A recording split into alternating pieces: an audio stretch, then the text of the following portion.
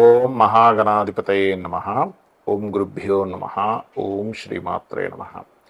పరమేశ్వర స్వరూపమైనటువంటి జ్యోతిష, వాస్తు మరియు ఇతర అనేకమైనటువంటి శాస్త్రములను మనకు అందించినటువంటి మహర్షులకి నమస్కారం.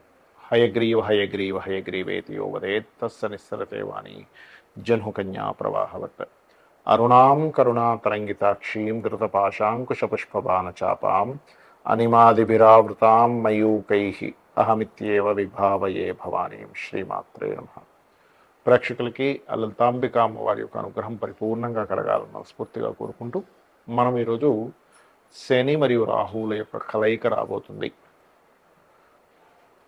మార్చ్ ఎండింగ్ నుంచి, అంటే ఆల్మోస్ట్ ఏప్రిల్ స్టార్టింగ్ నుంచి కూడా మార్చ్ ఎండింగ్లో మారుతున్నారు. 31వ తేదీ దగ్గరలో శని రాహు దగ్గరికి వెళ్ళి కలుస్తున్నాడు. ఈ శని రాహువులు ఇద్దరు కూడా మనకి మీనరాశిలో కలిసి ఉన్నందుకు ఇది ఏప్రిల్ మరియు మే, పూర్తిగా ఏప్రిల్ మొత్తము మే మొత్తము కలిసి ఉంటారు. 2 నెలల పాటు ఉండేటువంటి ఈ కలయిక వల్ల ద్వాదశ లగ్నముల వారికి, లగ్నం తెలియని వారు రాసి చూసుకోండి, వారికి ఎటువంటి ఫలితములు జరగనున్నాయి, ఏ విషయాల పట్ల జాగ్రత్తగా ఉండాలి, మరియు ఈ గోచారం దేశాల మీద లేనట్లయితే మిగతా వాటి మీద ఎలాంటి ప్రభావం చూపిస్తుంది అనేటువంటి విషయాలు చెప్తుంది. నేనైనప్పటికీ కూడా చెప్పిస్తుంది సాక్షాత్ లలిత అమ్మవారిగా భావిస్తూ ఒక్కొక్క లగ్నం గురించి మనం తెలుసుకుందాం. ముందుగా మేషలగ్నము.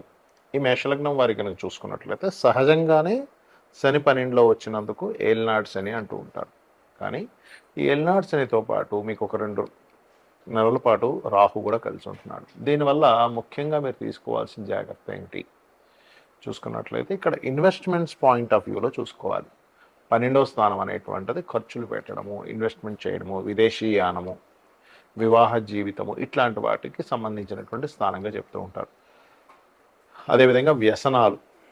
సహజంగా మేషం వారికి ఏంటంటే ఏలినాడు శని ఉన్నప్పుడు ఎవరికైనా కూడా కొంచెం అంటే సరే చూద్దాంలే చేద్దాంలే అని కొంచెం పోస్ట్పోన్ చేస్తూ ఉంటారు. అటువంటి వాటికి కొంచెం జాగ్రత్తగా ఉండాలి. అదేవిధంగా కాస్త వ్యసనాలు ఉండేటువంటి వారు కొంత కంట్రోల్గా ఉండాలి. ఇన్వెస్ట్మెంట్ చేసేటప్పుడు కాస్త చూసి చేయాలి. కాకపోతే 12వ స్థానంలో రాహు ఉన్నందుకు సర్వసాధారణంగా 12లో రాహు ఉండి మీకు దశమాధిపతి ఎప్పుడైతే శని అక్కడికి కలిశాడో పాజిటివ్ ఏంటంటే విదేశాలకు వెళ్ళి అక్కడ ఏదైనా ఉద్యోగం చేయాలి అనుకునేటువంటి వారికి అది పాజిటివే, అందులో ఎటువంటి సందేహం లేదు. అలాగే మరొక విషయం ఏంటంటే దీంతో పాటు ఇక్కడ గమనించుకున్నట్లయితే ఈ కాంబినేషన్ ఏదైతే ఉందో ఈ యొక్క శని రాహువుల యొక్క కలయిక మరి మంచి ఏదో ఒకటి చేయాలి కదా అంటే లోన్స్ కోసం ప్రయత్నం చేసేటువంటి వారికి లోన్స్ లభిస్తాయి, అందులో ఎటువంటి సందేహం లేదు. అలాగే మరొక విషయం ఏంటంటే ఇక్కడ చూసుకున్నట్లయితే ఈ యొక్క శని రాహు యొక్క సంబంధం ఏదైతే ఉందో పర్టికులర్గా కొంతమందికి చూడండి శిరో సంబంధించిన వ్యాధి అంటుంటారు, కొంతమందికి హెడేక్ రిలేటెడ్ సంబంధించిన కానీ లేకపోతే ఓవర్ బర్డన్స్ పెట్టుకోవడం జరుగుతుంటాయి కొన్నిసార్లు. కాకపోతే ఈ శని రాహులు ఇక్కడ ఉన్నందుకు కొన్ని సక్సెస్ కూడా ఇస్తాడు. అంటే మీరు ఎప్పటి నుంచో నేను సాధించలేకపోతున్నాను, ఇది ఎట్లా సాధించాలనుకునేటువంటి మార్గాన్ని కూడా ఇస్తాయి ఇక్కడ ఉండేటువంటి గ్రహాలు, గుర్తుపెట్టుకోండి. అయితే దీని యొక్క ప్రభావం తగ్గాలి అని అనుకున్నట్లయితే మీకు 12వ స్థానంలో ఈ యొక్క ప్రభావం ఉన్నందుకు పర్టికులర్గా మీరు ఎటువంటి సేవ చేయాలి ఏమిటి అంటే దత్తాత్రేయ ఆలయానికి కానీ, దుర్గా ఆలయాలకు కానీ, కాళికామ్మవారి ఆలయాలకు కానీ అక్కడికి వెళ్ళి మీకు తోచిన సేవ ఏదైనా చేయండి. రకరకాలుగా ఉంటుంది. అక్కడికి వెళ్ళి ఏదైనా ఇంట్లో ప్రసాదం తయారు చేయించుకొని తీసుకెళ్ళి అక్కడ పంచడం కానివ్వండి.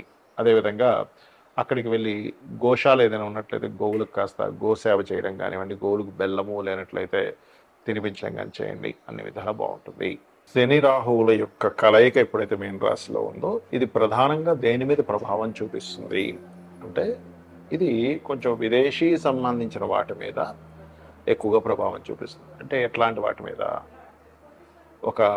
చూడండి ఒక్కోసారి విపరీతమైన వర్షాలు రావడం కానివ్వండి, లేకపోతే ఫైనాన్షియల్గా ఉండేటువంటి కొన్ని అప్ అండ్ డౌన్స్ ఎక్కువగా రావడం కానివ్వండి, కొన్ని విదేశాల్లో అసలు ఊహించనటువంటి మార్పులు, అది ఫైనాన్షియల్గా సంబంధించినవి కానివ్వండి, జాబ్ సంబంధించినవి కానివ్వండి, లేకపోతే ఈ శని రాహులు ఎప్పుడైతే మీన రాశిలో ఉంటారో ముఖ్యంగా జల ప్రదేశాలు ఉండేటువంటి ప్రాంతాల్లో ఉత్తర సంబంధించినటువంటి ఉత్తర దిశల్లో అంటే ఉత్తరం వైపు ఉండేటువంటి దేశాలు ఏవైతే ఉంటాయో వాటికి సంబంధించినటువంటి వాటిల్లో, అదేవిధంగా కొన్ని లాస్ ఏవైతే ఉంటాయో లా సంబంధంగా కొన్ని దేశాల్లో లేకపోతే మన ఇండియా లాంటి ప్రాంతంలో కూడా ఏదైనా కొన్ని కొన్ని నిర్ణయాలు తీసుకున్నప్పుడు కొంత మత సంబంధించినటువంటి కల్లోలు ఏర్పడము ఇట్లాంటివి శని రాహుల యొక్క కలయిక ఇస్తూ ఉంటుంది. అదేవిధంగా ఈ శని రాహుల కలయిక జరిగే ముందు మనకి ఈ ఉగాది వస్తూ అక్కడి నుంచి షష్టగ్రహ కూటమి ఏర్పడి అక్కడి నుంచి అట్లా ఆ గ్రహాలన్నీ కదిలిపోయి వస్తుంది. కాబట్టి మీన రాశిలో ఎప్పుడైతే ఇన్ని గ్రహాలు కలయికై దాని తర్వాత శని రాహులు రెండు మిగులుతున్నాయో ఇది పర్టికులర్గా ఏంటంటే అనేకమైనటువంటి వృత్తులు వ్యాపారాలు ఏవైతే ఉన్నాయో అనేకమైన వ్యాపారాల్లో చాలా చేంజెస్ తీసుకొస్తుంది ఈ కలయిక అనేటువంటి చూసుకున్నట్లయితే మీరు చూస్తూ ఉండొచ్చు కావాలంటే ఇది. అలాగే ముఖ్యంగా ఈ కాంబినేషన్ ఉన్నప్పుడు ఆన్లైన్ రిలేటెడ్ సంబంధించిన వాటిల్లో ముఖ్యంగా చూడండి మనకు ఒక్కోసారి చాలా పెద్ద పెద్ద ఆన్లైన్ అంటే ఇంటర్నెట్స్లో మనం చూస్తూ ఉంటాం, అమ్మో అసలు ఇది ఇంత పెద్ద స్కామ్ అయిందండి ఆన్లైన్ అట్లయితే ఒక్కోసారి మనకి కొన్ని కొన్ని జరుగుతూ ఉంటాయి. అంటే అట్లాగా వేరే వేరే ఆపరేటింగ్ సిస్టమ్ని వీళ్ళు చేస్తూ ఉంటారు. అంటే ఏంటి వాళ్ళ ఆధీనంలో తీసేసుకుంటూ ఉంటారు.